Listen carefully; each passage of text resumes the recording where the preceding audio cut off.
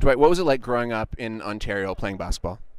It was a great experience. Obviously, I guess launch pad for my career is where my first official team was an OBA team, it was Toronto 50. That kind of led me to play for grassroots and start playing AU in the States, and from there getting college scholarships and moving on to NBA. So it was definitely the launch pad for my basketball kind of life. Any specific memories stand out from your time playing growing up?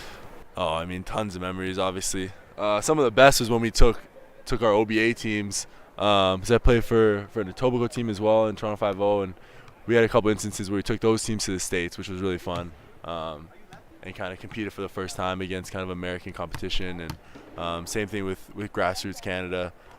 Spent a lot of time in the States with those guys, so it was kind of a different vibe when you take a bunch of kids from Toronto and Ontario and kind of compete in another country. Like it wasn't on your jersey, but you felt like you're representing Canada, so that was always fun and made you compete a little harder. Do you have a view of the landscape now and how it's changed, like what it's like in Ontario to play now? I mean, all I know is we got a lot more talent getting seen, a lot more visibility, which is, I think, the most important thing. Because growing up in Toronto, you know how much talent there is here, so you see it on a daily basis.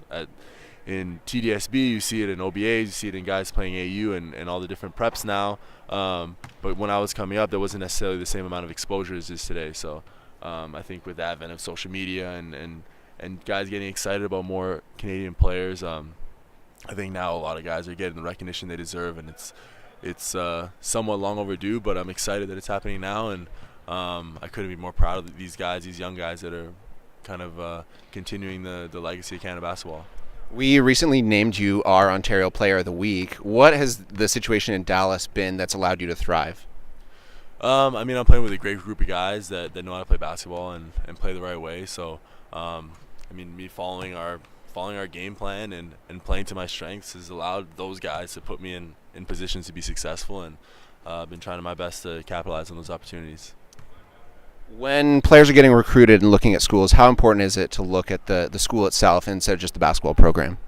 It's definitely one of the most important things. If you're getting recruited for basketball, obviously you want to be able to play and have an opportunity to kind of further that side of your life and that career, but the ball stops bouncing for everybody at some point. So it's important to set up something for yourself after that, and to make sure you have a network of people outside of the game that can help you, and nobody can do it by themselves. So going to a school with a good network and getting yourself a degree in something that you're passionate about and something that you could see yourself doing, or something that even will just be useful at some point, I think is very important. So that's one of the things that I talk to guys about that are coming up that I see in Toronto is taking care of the high school is the most important thing. So you have nothing holding you back from that decision. So you can pick between schools that may have better educations, or be in situations where you could become more successful after basketball. So that's definitely very important.